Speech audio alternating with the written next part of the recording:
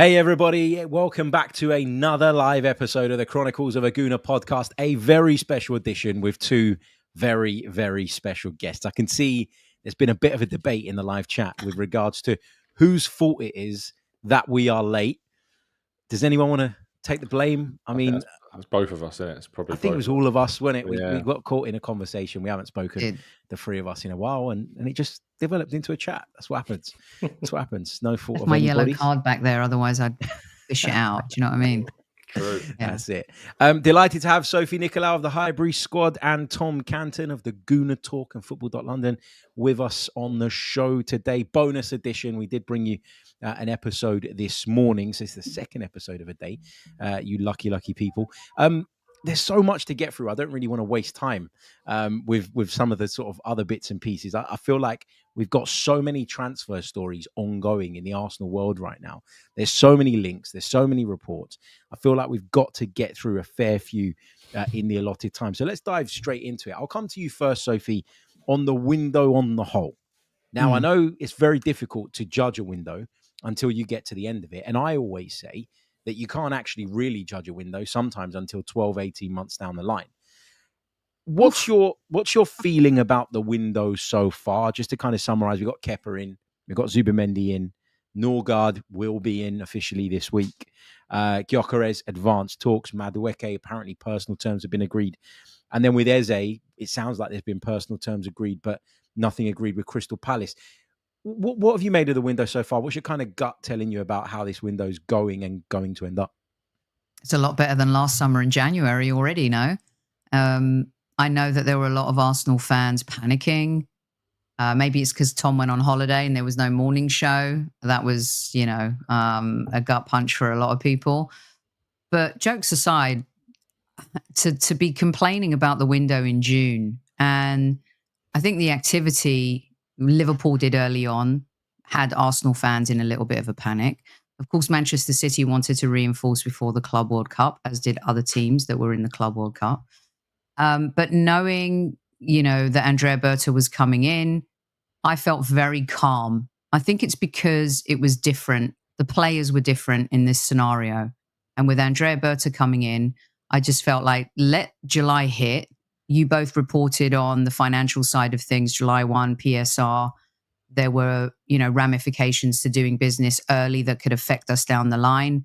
And so for me, I just want Arsenal fans on this occasion, because Andrea Berta is here, to judge the window when it closes in September. So far, I think the window's been brilliant. I'm sure I'm going to get pelters for that, but let's talk honestly. David Raya last season, we were very afraid if something happened to him. The second goalkeeper, the backup goalkeeper, we were all panicked about that. Let's be honest. Now you've got Kepa. He's got European experience, Premier League experience, and he's been in a winning dressing room with winning mentality and winning players.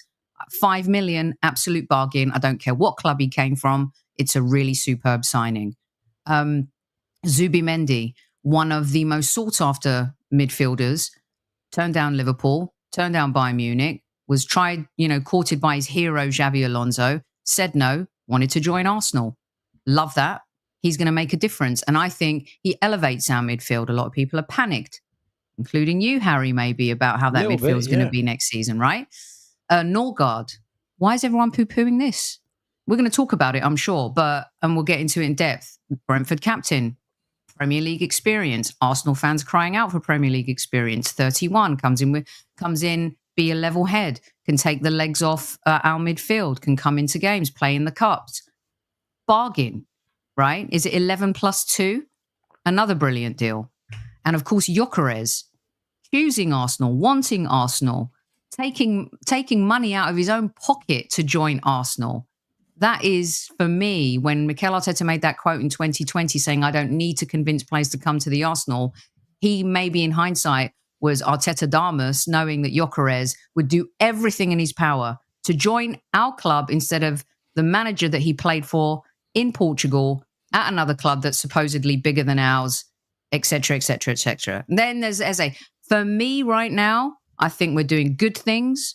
I'm excited as a fan, and I just don't think it's the end either. So pucker up and, turn that frown upside down, Gooners. Tom, your thoughts on the window so far? Yeah, I'm quite happy that they did everything after I got back from holiday. I was very because genuinely I felt for both of you that the content during it was dry. my goodness me must have been tough. Because I remember, because obviously when you wake up on that side of the pond, as Sophie experiences every day, when you first wake up, you've got 8 hours of news that's happened in the day, really, to catch up on. But there was just nothing, absolutely nothing going on.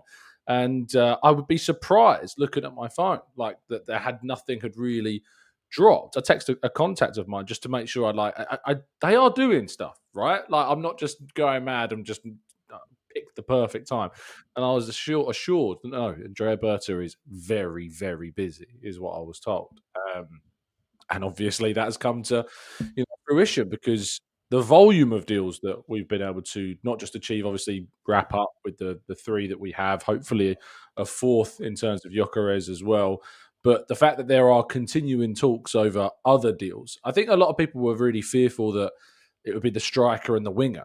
And that would kind of be it in terms of attacking reinforcements. But there's potential this summer for a third, maybe even if players are sold, a fourth attacking option brought in during this window if an opportunity is found and they seize it. I think it will depend upon an outgoing for that to happen. But the idea that Arsenal can upgrade in so many different areas during this window is, I think, a really exciting place for Arsenal to be. And they're doing it proactively and at the beginning rather than, right at the end of the window. So I agree with the fact that some of the business we've done so far is good, right? I like the Kepa deal. Makes a lot of sense. 5 million quid. I'm all for that. The Christian Norgard deal, I'm finding it hard to be excited about it. Now, that's not to say that I'm going to be sitting there waiting for Christian Norgard to make a mistake so that I can go, I told you he's not Arsenal level. No, that's not what I'm doing. But going to hear BBC Radio commentary going, he's missed it again. He's done it again. No, look, I need him to prove to me that he can make this step up. I'll be honest with you. If you had asked me to write down 15 midfielders that I would like Arsenal to go out and sort of regenerate the midfield with, because we all knew that regeneration in midfield was going to take place. I'd been saying it for months. Partey's contract was running out. Jorginho was clearly off. If I had written a list of 15 midfielders, I wouldn't have written Christian Norgard's name down. So I'm not going to pretend now that we've moved for him that this is this signing that I've always wanted and always dreamed of. I think he is a decent Premier League player. We've got him for a very good price, and let's see what happens. But it's not one that I'm massively excited about. So if I think about what we've actually completed so far, forget about what's in the pipeline. I've started to get excited in the last few days because things are starting to move and we're starting to hear about some really big and interesting players. But if I think about what we've actually done so far, Zubimendi, I like him, but the excitement has been dead on that because we've heard about it for such a long time.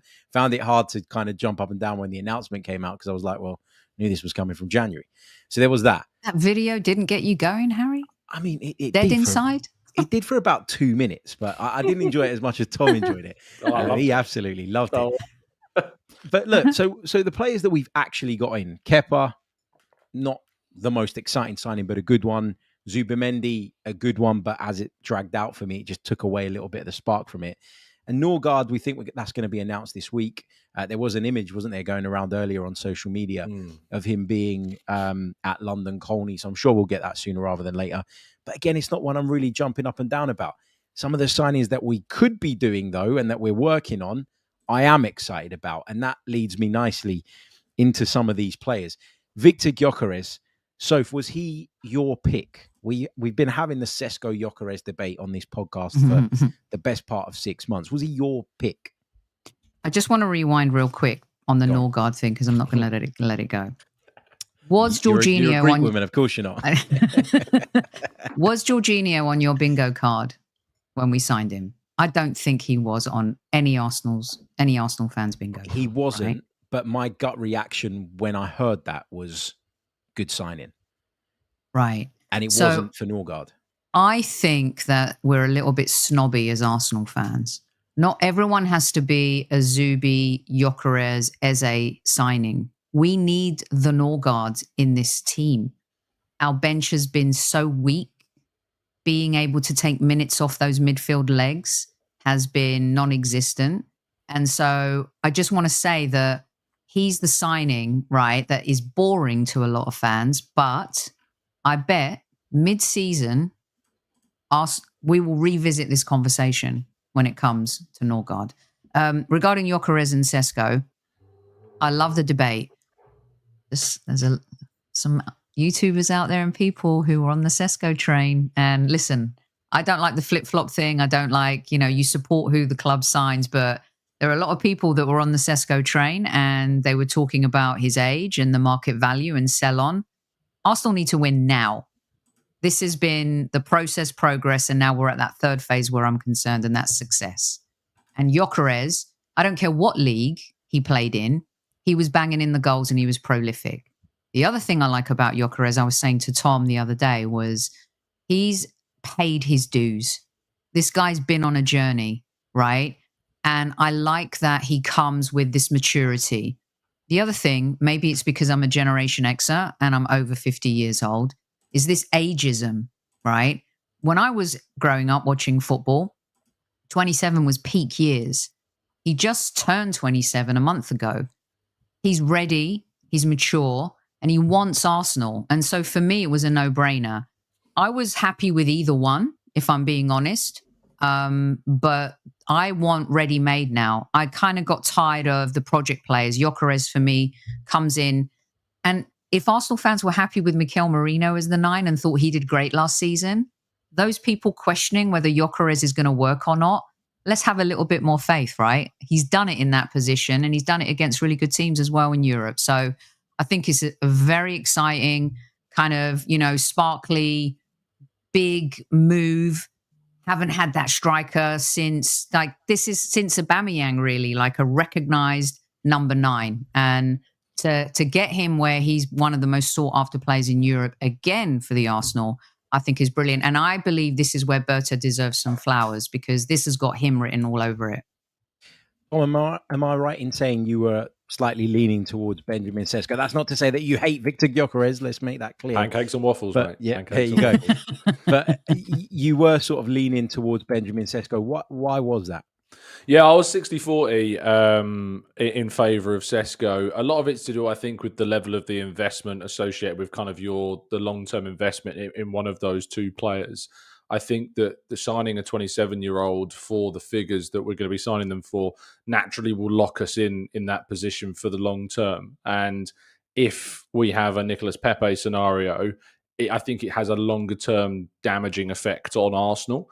Whereas I think if you do that for a 22-year-old Benjamin Sesko, I don't think the damage is as great. That's part of the reason, not all the reason, but definitely something when you're looking at investments of that significance. The factors, whenever I look at a player, I kind of look at the factors that I'm looking at, the guarantees about them, and what of those guarantees are affected by the context of where they play, what age they are, what they've done, who they've done it against. And there's always going to be this thing that Sesko for me was putting in some excellent finishing numbers, regardless of the goal tally, for a very dour Leipzig side that failed to qualify for Europe this season. His finishing numbers were really, really good, especially for a player of his age. And then he's doing it in the Bundesliga as compared to, for instance, the Portuguese league for the best team in Portugal. And that's the fear that I have, that Gyökeres obviously is able to, I don't like the phrase stat pad, but I think it is appropriate for these scenarios where you are the best striker in that league for the best team in that country playing against sides which, if we're honest, I think the majority of the Portuguese league would lose against the majority of the championship teams in England with respect to them. So that's kind of where I'm at with Gyökeres and the doubts I have. But Sesko and Gyökeres, whoever it was going to be, they both have really good pros alongside them. They have that finishing ability. They have the natural number 9 instinct that we have lacked at Arsenal for so long. I rate Kai Havertz incredibly highly, and I really appreciate his presence at the club. And I think he still has a huge role to play at Arsenal as well. But he isn't he isn't a typical number 9 profile. He isn't. Gyökeres will have bad games, but can just pop up in moments with a goal. We saw it with his time with Coventry as well. I think that was a good example the other day of his goal he scored against Sunderland for Coventry on their way to the playoff final. And, that was a moment where the commentators, you can hear them describing how Gyökeres had done nothing all game, but pops up with a brilliant moment to get a really important goal for Coventry. And we've lacked, I think, those types of players that can create a goal out of absolutely nothing. And we'll go on to some other players like Eze. And if Arsenal are adding these types of players to me this season, it adds a whole new dynamic to this Arsenal team. Yeah, I mean, I was the other way. I was maybe not 60-40, maybe 55-45 in Gyökeres' camp. I accept all the stuff about Sesko and I actually agree with the point. I made the point a lot that I think he's probably got the higher ceiling. But like what Soph said, we need to win now. And sometimes I think, and I did a bit about this on the pod yesterday, where I said that I think sometimes we're really quick to put players into like age groups and label them. And we go, well, from 18 to 22, you're a young player. From 22 to 29 is your peak years nowadays. And from 29 and beyond, you're slightly over the hill and you're on a bit of a decline. And actually, when I started to think about it, and I did spend a fair bit of time, way too much time really, sitting there thinking about this. And I went, but think about people like Olivier Giroud, who got better as they got older. Yeah. Think about people like Jamie Vardy, who got better as they got older. These were players that went on really difficult, unconventional, unglamorous journeys in their careers. And that hardened them up and toughened them up. And when they got their big move, they were ready for it.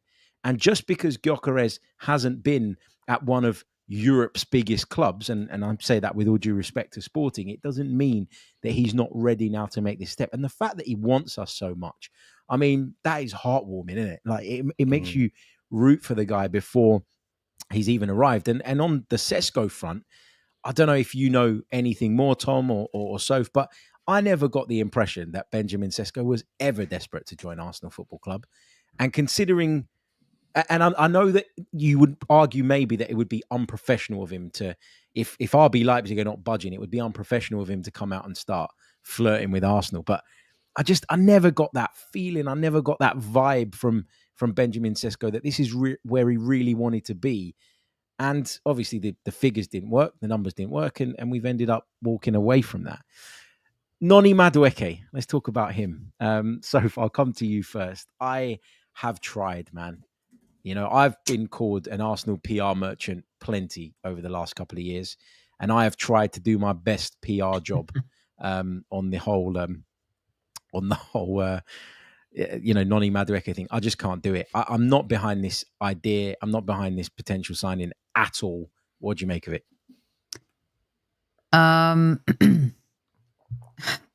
This is an interesting one for sure. And once again, it's polarizing because it's Chelsea. I truly believe if we were in for Madueke and he was playing for any other club in the world, Arsenal fans would think, you know what, this is a really good addition to the squad. What about Gillingham? I know. Gillingham, yes. Yeah. Even Tottenham. So I would advise people, and I know that many of you don't dig, but there was a really good discussion with Jason Cundy and Jamie O'Hara on TalkSport last night. And I reached out to Jason because I wanted to know from the Chelsea perspective what Chelsea fans felt about Madueke. He's a polarizing figure even for Chelsea fans, but Jason thinks he's a little bit misunderstood. And i.e. when Jadon Sancho wasn't performing the way that they wanted to, Madueke was the guy that was kind of coming in and saving the day. He feels like he's much more suited on the right, but he's played on the left, very versatile. And what Jason was saying was he's a risk taker, right? And football's become so boring. We've all complained about robots and that the popcorn footballer is dead, right? So what Jason was saying was that because he dribbles, because he likes to force the ball forward, there's going to be duels and moments where he loses the ball. So a lot of the stats will say that he loses the ball a lot, right? I'll leave the stats to Tom. But in terms of age, potential, talent, and the one thing Arsenal fans have been screaming about for so long is we're going to burn out Saka, we're going to kill Saka. And look what happened to Saka at the end of the season. Nwaneri isn't seen as the Saka replacement, right? We've been told by Ornstein and others that Mikel sees him as an 8 or a 10. We need cover. He has experience. He's got experience in Europe. He's got international experience. Is he really that bad? And let me strip this away for fans. Who cares what team a player comes from? It's not your team, right? Chelsea are rivals. I get it. Jason was also talking about how they dip in the pool at Brighton, even took Brighton's manager. What do you care? It's all to do with the Raheem Sterlings. It's to do with the Willians. It's got nothing to do with Kepa being a great deal, Jorginho being a bargain, Kai Havertz has worked out quite well. If the manager is identifying, and so many of you come at me and said, well, if Mikel Arteta wants him, I want him. Fine. It's not your money. And who gives a shit where he comes from? Sorry, Harry, I just dropped one there. I did it on mine the other day, didn't say sorry. I did. I don't. And all this stuff about we're helping Chelsea's PSR and laundering. It's not your money. Why do you care? You sit and you watch and you wear trainers that children make in China for like tuppence, but you still wear the trainers. All of a sudden you've got these morals and you care? I just don't get it. It's so juvenile. It's pathetic. Sorry, it's really just getting on my nerves with this whole just like I don't get it. Sorry, that's my 2 cents. Before I come to Tom, just to be clear, right? I don't care that he plays for Chelsea. I was behind the signing of Kai Havertz, not for the price that we paid, but I liked the idea at the time. I remember doing a transfer wish list pod that summer and saying, if Kai Havertz is available for about 40 million, I'd have a roll of the dice on that. I remember saying that. So I haven't got a problem with the fact that he plays for Chelsea. I have got a problem with the money, though, because if spending 50 million quid on Noni Madueke... I don't agree with that. I don't think 50 million... Listen, if you get him for 30, that's a decent deal, right? Yeah, I was going to say 50, no. I'm sorry to jump in, but I was going to say, absolutely not worth 50 million. I wouldn't want the club to pay 50 million and stuff like that. But this idea, like we're helping our competition and stuff like that, Harry, Chelsea don't need help. They're giving players 10-year contracts and stuff. This is nonsense. They sell hotels and car parks and whatever. They'll always find a way because they're very clever at navigating the accounting scene. No, it's nothing to do with that for me. But if we can't go and get the top tier player that we want because we blew £50 million or thereabouts, because that's what all the reports are saying Chelsea want. Even if it's £40 million, even if it's £45 million. What top tier player are we going to miss out on if we spend that money on Madueke? Rodrygo. Like we're not going to get Rodrygo. Rodrygo isn't even like people are. Rodrygo, yes, he's expressed interest in Arsenal, and Arsenal have expressed interest in Rodrygo. But some people I've read on polls, I don't know if you did it, someone did it, like Arsenal fans would like Madueke and Eze versus Rodrygo. You've got Premier League experience there too.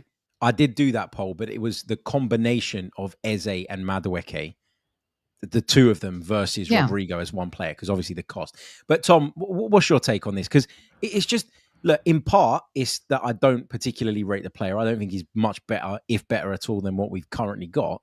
Mm-hmm. And on top of that, if spending that money ties our hands behind our backs, nothing to do with the fact that it would be going to Chelsea. I just don't like the idea of it. Yeah, no, I agree with Sophie about the Chelsea point for a lot of people, not everybody, yourself included. You know, I think that does cloud the view of the player for many. We'll never be able to sign a Chelsea player again without that factor affecting how people view them. I think he's a decent player. I think we've cried out for a long time for proper cover on the right-hand side. Like, we don't have a natural right winger, as we've talked about. Ethan Nwaneri is not seen as that player. He himself does not see himself as a right winger. He sees himself more as a central attacking player. And I've wanted Arsenal to bring cover into that role, and it's very difficult to bring players in that role. We wanted Bryan Mbeumo first. He was the player Arsenal were more keen on at the beginning of the window, but recognised very quickly that he wasn't willing to take that switch because of the presence of Bukayo Saka. So finding a decent player, you know, in their early to mid-20s who's willing to come and, you know, fight for a place while Bukayo Saka's here is not an easy task at all. Really, really difficult. But I agree that the figures that are being quoted for Madueke are, to me, you know, way beyond what I'd be comfortable investing in him. I don't blame Chelsea for asking that amount of money, by the way. You look at the wingers that are moving around Europe at the moment, those are the figures that are being quoted, like Jamie Gittins, £55 million, Brian Mbeumo, close to £70 million, Alanga, £55 million. These are the figures that are being quoted for, decent wingers, wide players, Mbeumo being, I think, slightly more than decent in terms of wide player. But yeah, Gittins and Alanga, I'd put them in the same circle as Madueke. I wouldn't put them too far apart from that kind of circle of level of player. And Kudus, £50 million. And by the way, Kudus, on the whole, I put a stat sheet out the other day, just kind of taking the mick of it. I know Sophie's seen it, just kind of how Madueke kind of blew Kudus out the water last season, actually, of most of his metrics. But when it comes to kind of Arsenal doing business this summer, this deal is so far down the list of priorities that I've got. Like if this scuppers a deal for Eze or scuppers a deal for Rodrygo, I will be very, very gutted about that. Very gutted. If it's an addition to those, great. I haven't got a problem with it. People are also talking about how this will not stagnate. This will affect Nwaneri, right? And towards the end of last season, some people are also talking about, well, maybe Nwaneri could benefit from going out on loan, right? I think most of us would rather not. Let's just look at some history. Do you remember we all threw our toys out the pram with Saliba? Why is he going out on loan? Why? And in the end, it was the making of him. The making of him. And Nwaneri's talent is up here as well. Sorry, go on, Harry. I was just going to say, the Marseille loan was definitely the making of William Saliba for me. But remember, we had him at the club for a few months, unregistered and not on loan as well. So we didn't handle that particularly well. And the thing with Ethan Nwaneri... but eventually, it's part of the journey, right? Nwaneri's in no position to be demanding playing time. I'm sorry, this might be an unpopular opinion, all right? I want the Highlanders to succeed. I think the Miles Lewis-Skelly season is putting things in a different kind of, maybe having people have a different perspective. It's the same thing with Saka. We wanted Emile Smith-Rowe to be Saka. We wanted Reece Nelson. We wanted Charlie Patino. Not everyone's a Saka. And you know what? Not everyone's going to be a Miles Lewis-Skelly.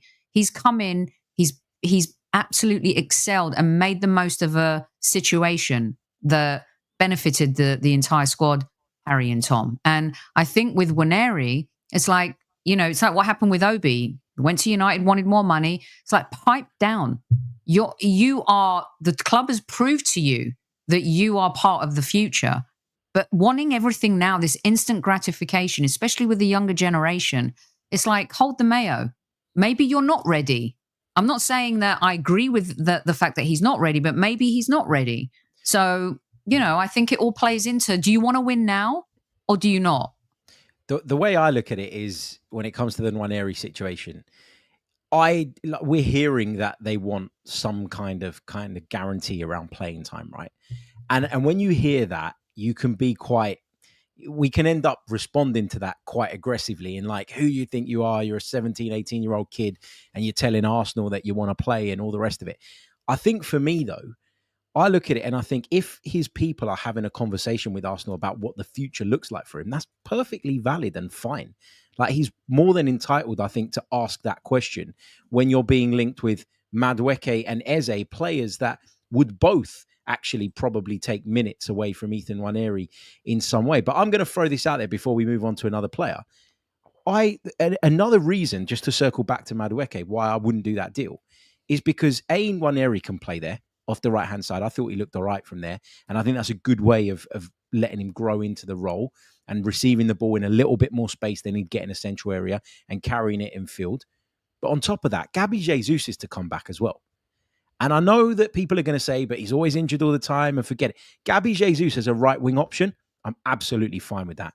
I'm absolutely fine with him playing second fiddle or being one of the options for us on that right-hand side when Bukayo Saka needs a breather. Because he will be back sooner rather than later. And it's another player in our squad that we need to find time and minutes for, isn't it? So, yeah. If he can stay fit, Tom. Yeah. The Nwaneri thing is an interesting one. I think the whole contract situation is a little bit cataclysmic, like catastrophizing, from a lot of people. I think there's... Catastrophizing? Yeah, I don't think... Is that a real word? Catastrophizing. Yeah, it's when you make I something don't know, is worse it? than it is. Yeah. Very Yeah. good. Surely. Right. Catastrophizing. Wow. Am I making that up? I love it. I'm going to make a T-shirt now. Yeah. Catastrophizing, Harry. Catastrophizing. I've not heard that before, but Spelling bee. Can we have that in a sentence, it's please? a cognitive distortion where individuals tend to exaggerate the potential negative consequences of a situation, often leading to excessive worry or anxiety. Yeah, there you go. That's the English you're teaching us there, Harry. Yeah, that's it. Us. Yeah, it's not our mother tongue, man. Sorry. Yes, it's a pretty thing. I'll forgive you both. When it comes to kind of that whole thing, he was at the Euros. He is coming back late, so he's had distractions there. Contract talks are going to get knocked back. They're going to get delayed. He wants to stay. The club want him to stay. I think he'll stay. I don't think any signings really that we make realistically this summer are going to affect Nwaneri's future. I could be proven wrong, but I just don't see it. I don't see it happening. Yeah, me neither. I think he stays. Just before we move on, let me tackle some of the super chats. Thank you so much, guys, for your support of the channel. Don't forget to subscribe to the guys' channels as well. The links are in the description below. You can just click on them and it will take you straight over to those channels. I'm sure you're already subscribed, but make sure you are if you're not. Abood says, main issue with signing Madueke would be if it prevented us from going in for Rodrygo and Eze. And yes, him being from a direct rival is an issue. Temi says, I see Madueke near my club, 30 men fall that day. I'm not going to condone violence around the signing of Noni Madueke, but look, we don't condone violence. I can't wait for him to smash it. I cannot wait. Clip this come January. I do think it shows, though, and I'm not saying that I agree with this comment, but I think it shows the strength of feeling around this. This is not just because Noni Madueke plays for Chelsea. This is because people don't rate him. It's because people don't rate him. I think that's the overarching I don't rate his headband. Here. That's the only thing I don't like. I really hope he doesn't wear that headband when he plays for us, Harry. We've got another one. I don't know what that screen name is. Sorry, LWBFMN. Does that probably a Gen Z acronym that we don't know about? That we don't know. Chelsea needs 60 million in player sales to pass FFP. I think it's to do with the UEFA fine that they've got, isn't it? Diallo says they're going to sell Nkuku as well, right? They're going to get some money for him. Yeah, how much they're going to get for him? He's been a non-entity at Chelsea, hasn't he? Unfortunately, Diallo says Eze alone would be a better deal than Rodrygo. Okay, I'm going to ask you this question. It's a question that I put a poll out on the other day. I've given my thoughts on it already, but would you rather that Arsenal went out and signed Rodrygo, or the combination of Eze and Madueke? I'll come to you first, Tom. The combination for me, because it covers off. I still think people forget what happened last season and how dire of a strait we were in last season. I without a doubt think that Eze makes as much of an impact to this team as what Rodrygo would to this team. You've already got Trossard and Martinelli there. You know, the impact of what Rodrygo will make to those two, as opposed to what Eze will have on this team, who can also play off the left and through the middle.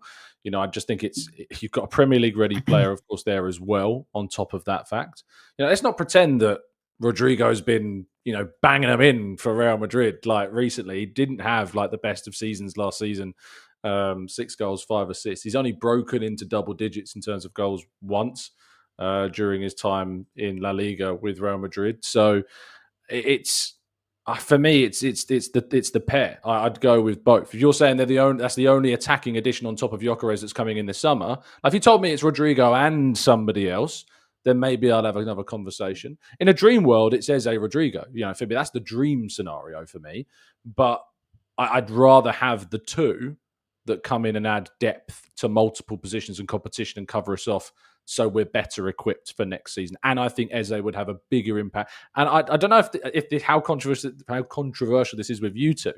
And I don't know if I've had this conversation with you, but I got quite a lot of stick for saying I personally, because one of the clapbacks I got was that, Rodrygo's playing at a higher level. That's what I think. And I was like, well, on average, Eze for me comes up against tougher opposition every week compared to Rodrygo, in my opinion. He comes up against tougher opponents on average every week.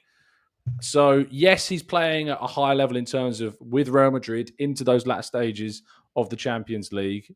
But for me, I think Eze, I don't think that's a reason to choose one over the other. I think that Eze has shown through his own means who he's played against, why for me he'd be more impactful as a signing than Rodrygo. I would say that the quality of the Premier League last season was so bad that maybe that's a little snobbery towards La Liga. Tom Canton, right there, maybe a little bit. I'd look at the bottom end of La Liga, before. I mean, the bottom end of the Premier League was pathetic. Probably one of the worst in Premier League history, and right? Yet, two of those teams still got to a European final. No, I said the bottom. Okay, so Tottenham and Manchester United, yeah, but I'm talking about the bottom three, right? They were pathetic coming up. And to be fair, Man United and Tottenham chucked it in the league to know that their path to Europe was Europa. I mean, Ange made that clear in January. They knew they were toast. And if we're being honest, Tottenham's injuries last season were horrendous, right? But I'm not going to defend them. But I know what you're saying. Rodrygo can't get into the Real Madrid team. And he's played very little part in the Club World Cup. I like him. He's exciting. If he was playing at Monaco or somewhere else, would we be as excited about it? Probably because of his pedigree as a player and how he's been sought after since he was young. But with Rodrygo, he's a get-off-your-feet player. He reminds me of a potential Alexis Sanchez signing. It's glamour, it's glitz. He's coming from Real Madrid. There's all those components into it. He's also not played in England. We don't know how that's going to go. So if you're talking about what Arsenal need now and the fact that we really struggled last season because of injuries and not having the backup, the Madueke Eze thing makes sense. But if you can bring in Rodrygo too, would you be willing to sell Martinelli or Trossard? Trossard's not going to fetch as much money as Martinelli, but if you really want to elevate the team, and you've seen Martinelli season after season and what he's delivered, is he going to improve? Is he going to get better? Why not make a bold move and sell a player like Gabriel Martinelli to get Rodrygo, to get Eze, and to get Madueke? And I know a lot of fans say, well, Martinelli and Trossard could also cover for Saka on the right. Why do you need Madueke? But we're moving. We've got to elevate. We've been doing the same thing for the last 2 or 3 seasons, so you have to mix it up and try. And why not try by selling an asset to bring in all three? Can I go one step further, Harry, and say that I don't need Madueke in that decision to choose the Eze option? I'd choose Eze over Rodrygo. Oh, yeah, every day. He'd be right up there, yeah. And I think the numbers back that up. Like this season, and this is league stats, and remember who's playing for who. Rodrygo's playing for Real Madrid in La Liga. Eze's playing for Crystal Palace in the Premier League, finishing in the bottom half. You've got this season 8 goals and 8 assists for Eze in the Premier League. Rodrygo, 6 goals, 5 assists in La Liga. Last season, Eze, 11 goals, 4 assists. Rodrygo, 10 goals, 5 assists. They ended on the same. Again, one playing for Real Madrid, the other playing for Crystal Palace.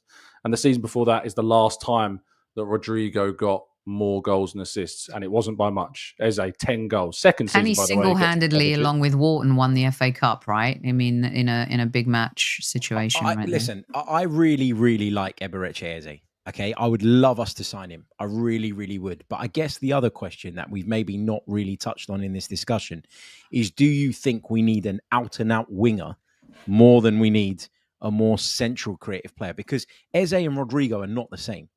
Eze, in theory, could operate from the left-hand side, but he'd always want to cut inside. He'd always want to be sort of closer to those central areas than he would be a kind of touchline hogger. So they're not the same. They're not the same. And I think it kind of, this conversation that we're having is, your answer's got to be partly based on what you think we're more in need of. And I think personally that we could do with more of a kind of out-and-out dynamic winger.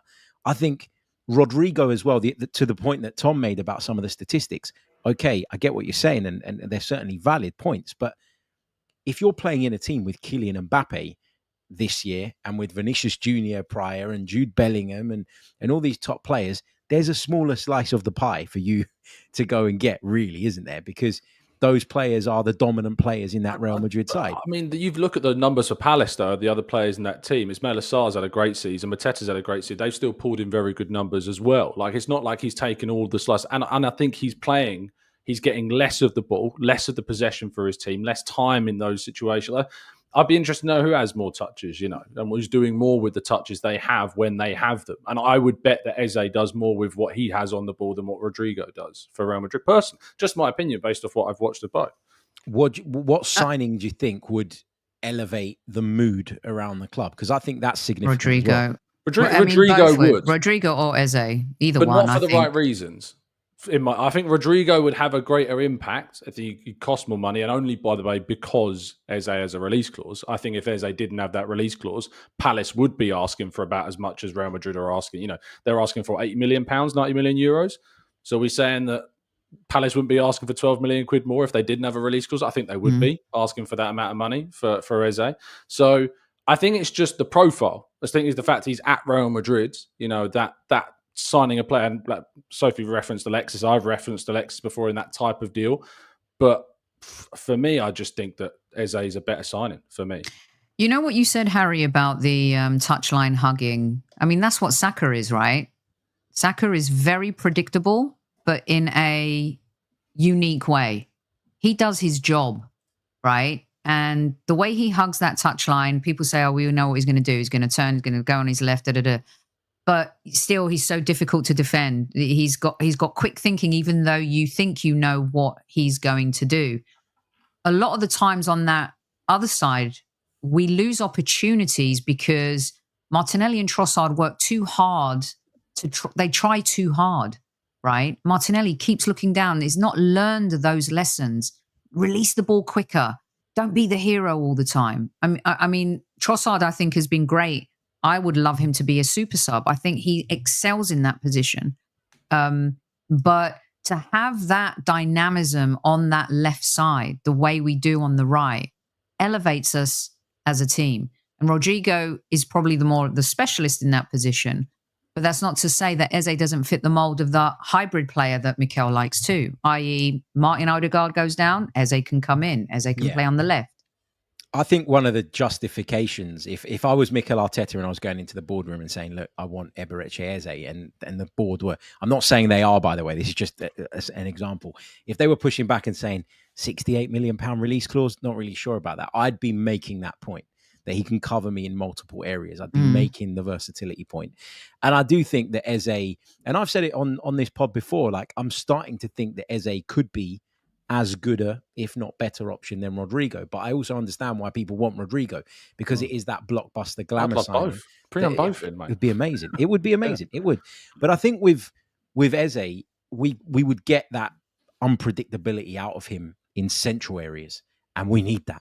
We need that. So even though I slightly lean towards the idea of bringing in a winger as a priority, if the wingers we're talking about are sort of like, Madueke and some of the other names we've been linked with, none of them which are particularly inspiring. Why is he not playing at the moment for Real Madrid, do you think? Like what? Because if he's this mercurial talent, like the only reason that Alexis left Barca was because Neymar came in. Yeah. That's the reason why he left.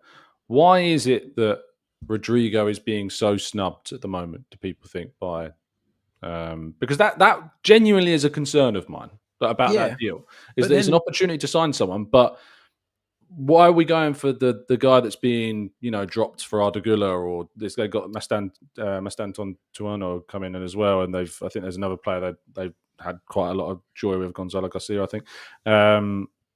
So why is it that he's not playing anymore? I don't know the answer to that, but I think sometimes look, obviously he didn't have a great, I don't think, rapport with Carlo Ancelotti. At times, I think he felt underappreciated based on what I've read and what I've heard. In comes Xabi Alonso. He probably thinks, here we go, fresh slate. But Endrick's there as well. There's a lot of players, I think, that Real Madrid are just prioritizing in front of him. You think about where he prefers to play from the left. He can't, because Vinicius plays there and nobody's taking him out of the team. And then you've got, Kylian Mbappe, who likes to drift out to that area of the pitch as well. Those guys are going to be prioritized. Let me just take a couple more of the super chats, then I'm going to ask you guys one final question, because I know that you guys have got a dash as well.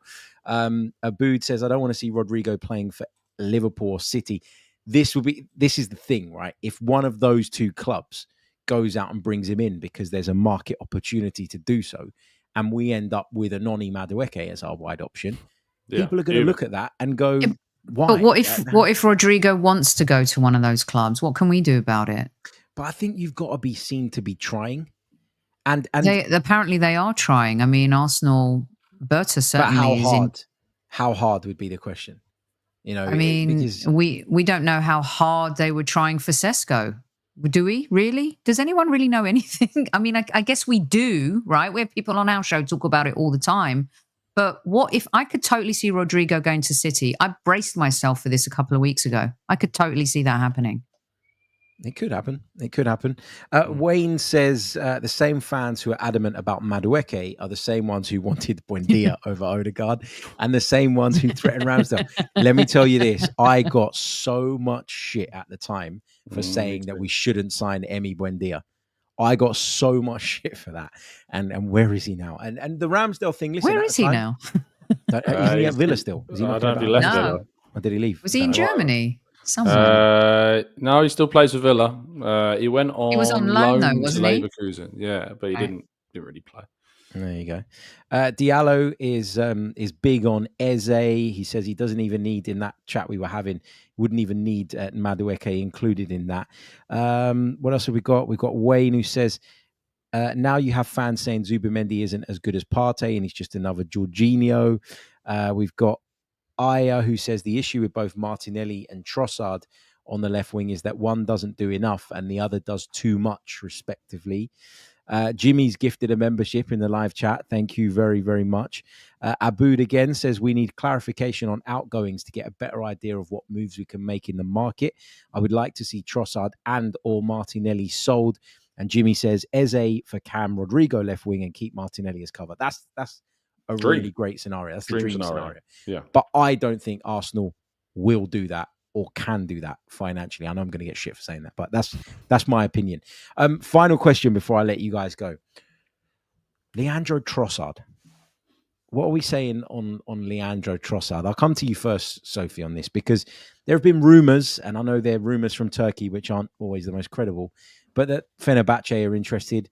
What would the price point have to be for you to let him go? Because he is going into the final year of his contract as well. So there were the Saudi rumours last year, Turkey rumours this year. I think he's been one of our most clinical strikers. I know Tom has been heavy on this for a couple of seasons in terms of, you know, his technique, his technical ability. I think that Trossard maybe isn't accepting of the role that I believe he's perfect for. For me, 20 minutes to go in a game, Trossard comes on and is the super sub. I feel like that's where he's best suited. And of course, a player like him believes that he can still start. Is he 28 now? 30, isn't he? Is he? 30, is he 30? Yeah. Right. 30, so how much are you going to make? 1 in December. 15 million at best, you know. But I think that we've seen the movie. It's like the Saw films, right? You see the first one, oh my God, this is brilliant. Then the second, third, fourth, fifth, sixth one come out and you know how it's all going to end. We need to elevate ourselves. We need competition, real competition in every single position, you know, in this football team. And if we want to win the title, if we want to win the Champions League, we haven't been able to do it for the last 3 seasons. And you've got to get to the Saliba, Big Gabby, Urian Timber levels, Declan Rice, right? Saka. You need more quality. And that means saying goodbye to players that we really love. And at this point, even Martinelli, who I've stood up for hugely on our show, if someone's offering you 80 million, you take that and you go get a Rodrygo and you figure out, you know, you have to elevate if you want to win. And I don't think we're quite there yet in terms of that quality. You need it going through the spine. So for me, if someone's offering you 15, 20 million for Trossard, you take it and you go buy better. Because if we don't buy better, if we don't buy better quality, we're not going to win. Liverpool have already got Wirtz and Gyökeres and Frimpong. Man City, you need to keep up with the Joneses. And that means spending money. And that means saying goodbye to players that maybe we've loved over the last 2 or 3 seasons. Yeah, I agree with that. I think that, you know, and that's why if we circle back to the very beginning of the show, I got the impression that you guys were happier with the window so far than me. And that's because in my eyes, we still haven't elevated the attacking end of the pitch enough. We still haven't got there yet. So until we get there, it's very hard for me to kind of sit here and say this has been great and all the rest of it. Yes, there's been some deals that I quite like, and there's some deals in the pipeline by the sounds of it that I quite like the look of. But until I look at that attacking unit and go, yeah, we've elevated it and we're ready and we're going to take that next step, it's very difficult for me to get overly excited. I mean, Tom, what would you do with the Trossard scenario? How would you handle it?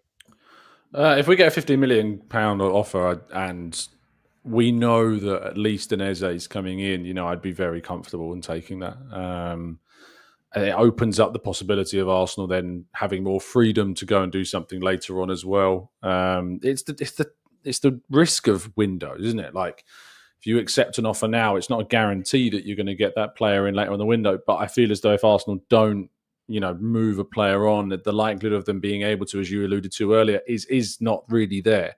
So I absolutely think that if £50 million, was to come in for Trossard, it would be very tempting to take that offer. You're not going to get much more than that. The length of contract he's got, the age that he is, the fact he predominantly is a substitute player for us, you're not going to get much more than that. So I think that we need to think about that seriously if an offer of that ilk. And there's been a lot of good news regarding incomings, but so far nothing with outgoings, and that can't be forgotten this summer. Yeah, I think for me, I agree. If the offer came in for Trossard, I would take it on the basis that we're going to do work in that area. I wouldn't. For me, it's like I kind of look at someone like Leandro Trossard and I think, and I used to say this about Granit Xhaka when his contract was starting to get run down. And I've said this about many players who were going into the final year of their contracts over the years. It's kind of, for me, like, look at the price that you're being offered and then weigh up whether you think that money is worth not having them for the upcoming season. And so if we don't go and bring in this out-and-out winger, then actually I wouldn't take 15 million for Leandro Trossard. I'd say keep him, keep the depth. We know he can come off the bench and impact football matches. He's a great finisher, as we've all discussed. I'm happy to let the 15 million go by the wayside. As Sophie said earlier, it's not my money. But if that money is going to aid you in going up and raising the bar, then you take it, I think. So it's dependent for me on what the bigger plan looks like. Just finally, before we go, guys, just before we came on, it was announced that Gabriel Heinze has joined Mikel Arteta's coaching staff. What do we think about him? I mean, from my perspective, it's simple. We've got another crazy, crazy man, another left back, another guy by the name of Gabriel. He's going to fit in great in that sense. But we've got someone who the fourth officials are going to have to keep an eye on, just like they do with Mikel. So, what's your reaction to this? How dare we get an ex-Man United person in our he staff. wanted out of there for a long time. So, I interviewed him years ago. When I first moved to LA, and interesting chap, and I think comes with experience. And you know what? Maybe we need a little crazy, because let's be honest, a lot of our staff are very straight-laced.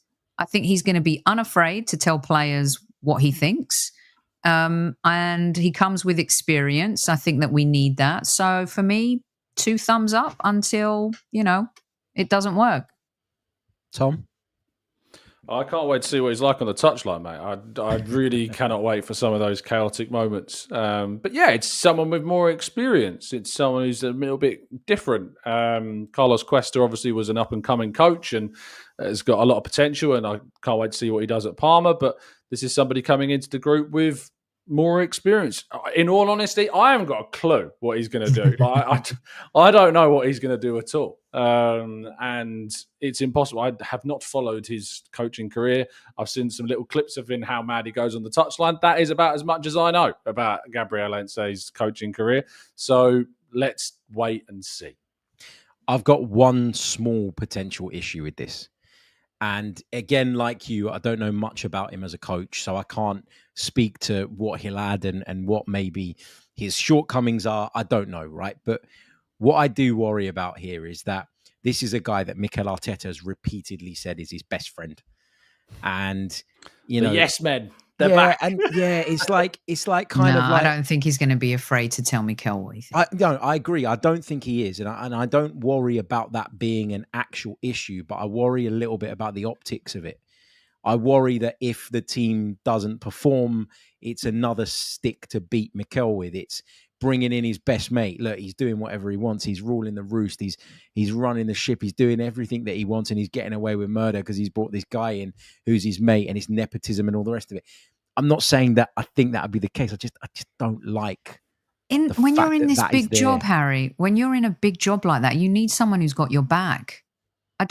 Gabriel Heinze to me, this is my humble opinion, he's not a yes man. I don't think he's afraid to tell anyone what he thinks about anything. But also when you're at this level, right, you've got a new director of football. It's a pressure season for you. Everyone expects you to deliver. They want the big ones. He needs someone who's got his back. That doesn't mean it's a yes man. It just means someone who he knows is going to do what's in the best interest of the team and what he wants from the team. And I think that trust is really important for Mikel Arteta this season. So maybe it's not so much of a bringing in my mate because he's just going to do what I tell him to do. Yeah, it's just that I think that people will point to that. I think that people will make a thing of that more than I think it is actually going to be an issue. But anyway, guys, I know we've run out of time. Thank you so much, as always, for joining me. Tom, let people know what you're up to, what you got coming up. I know they know how to follow you in the links in the description, but just tell them, plug yourself. Yeah, we do a show pretty much every single day, 8 a.m. And tomorrow, maybe slightly earlier, because I'm meant to be getting a Virgin technician to come out and sort this internet issue I've been having. How can you do it even earlier than 8 a.m.? You're a crazy man. It's like 8 to 12 is the slot. That's the slot I was given. I can't argue it. And I was just sitting there like, if I could go live at 8, but they're going to turn up at 8, that's what's going to happen. Like, it's so obvious, and there's like a fine if you miss it. So we might be going live at 7:30 a.m. tomorrow instead. When you said Virgin technician, I was just like, I was my stupid side, my juvenile stupid Steve Carell side somewhere, like, you know. It's such an office moment. Yeah, for sure. So 7:30 tomorrow, but usually 8 o'clock. But this one I've done with I've got a wire from the living room going round in the kitchen into here at the moment just to see if it's helped. It clearly is helping. I just need to get it all sorted properly. Oh, you should have seen what I did when I moved house. I had wires going from downstairs up the stairs. That wasn't a safety hazard at all. Going across the hallway upstairs into a bedroom, round the door that I was closing, and the wire was getting caught in it. And then I had a door with loads of coats and stuff hanging on the back of it as my background. We've come a long way in the last few months. Sophie, what are you up to? What's coming up on the Hybrid Squad? Tomorrow I have the wonderful Natalie Sawyer on, and we're going to talk a little Norgard. As you guys know, Natalie's Brentford since birth, lives and breathes it, knows people at the club very, very well, from the owners to Thomas Frank to Captain Norgard. And I just want to dig in a little deeper to not only talk about the player, the character. So really looking forward to welcoming Natalie back to Squad Central and having a Norgard chat tomorrow at 8 p.m. UK time. Brilliant stuff. Make sure you check out both channels. The links are in the description below. Make sure you leave a like on this video. We had well over 1,000 of you watching for most of the show.